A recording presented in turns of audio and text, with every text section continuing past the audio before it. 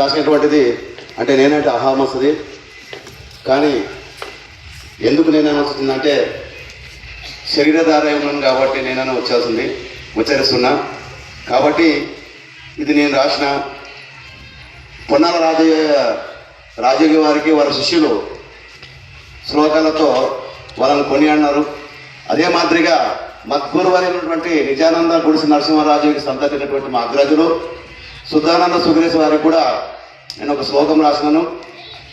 మొత్తం సూర్యేశ్ అయ్య గారి శిష్యులు కానీ నర్సరెడ్డి గారి శిష్యులు కానీ ఈ శ్లోకముని అయ్యగారి శ్లోకం తర్వాత ఈ శ్లోకమును పొందుపరచాలని మీతో నేను విన్నపించుకుంటాను.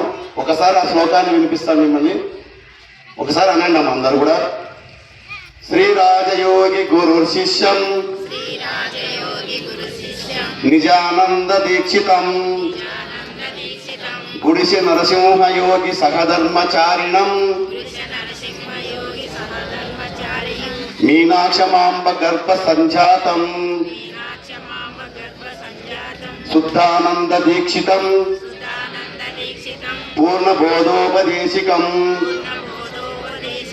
గుడిసి సుగిరేశ్ పాద పంకజం. ప్రతినిత్యము కూడా అందరూ శిష్యులైనటువంటి వారు కూడా ఈ శ్లోకాన్ని నేర్చుకోవాలి అని మేము మిమ్మల్ని అందరినీ కూడా విన్నవించుకుంటున్నా. మరి ఇప్పుడు ఇంకొకటి కూడా గాయత్రి మంత్రం ఒకటి ఉంది, మన అనుష్ఠానంలో పొందుపరిచినారు. అదే మాదిరిగా పొన్నాల రాజయోగి గారు కూడా వారికి కూడా ఒక మంత్రాన్ని వారు పీఠాధిపతులైనటువంటి శాంతిపుల వారు రచించి ఉన్నారు. అదే మాదిరిగా నాకు గురువు అందించినటువంటి భావాన్ని నేను ఒకటి రచించినాను. మా గురువారి పైన మా గురువారి నాకు అందించినటువంటి జ్ఞానాన్ని నేను మీ ముందు ఈరోజు పొందుపరుస్తా. మళ్ళొకసారి అనండి అమ్మా. ఓం నిజానందాయ విద్మహే గుడిసి నరసింహరాజయోగి ధీమహి తన్నో నిజ గురు దేవాయ పరిపూర్ణ బోధ ప్రోక్తం ప్రచోదయాత్. ఓం పరమాత్మ పరంధామ సద్గురు నిజానందాయ మీనాక్షమాంబ సమేత నరసింహరాజయోగినే నమః.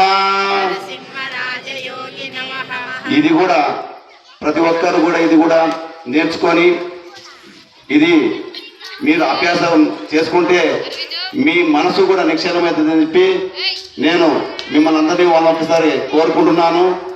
మీ హృదయపూర్వకంగా ఇది కూడా నేర్చుకోవాలి అందరూ. తర్వాత అయ్యగారు కూడా దీన్ని ముందుకు మీకు అందరూ కూడా వర్ణిస్తాడు. మీకు ఒకవేళ తెలియకుంటే రచింపి కూడా వాళ్ళు పంపిస్తారు పెద్దలు. ఆ తర్వాత దీన్ని అందరూ కూడా నేర్చుకోవాలండి. ఇప్పుడు ఉపన్యాసకులు లక్ష్మమ్మ రాయచూర్ తిమ్మరెడ్డి భార్య, తర్వాత తేజమ్మ నిమిషాలు బోధను ఉపన్యాసిస్తారని చెప్పి కోరుకుంటున్నాను.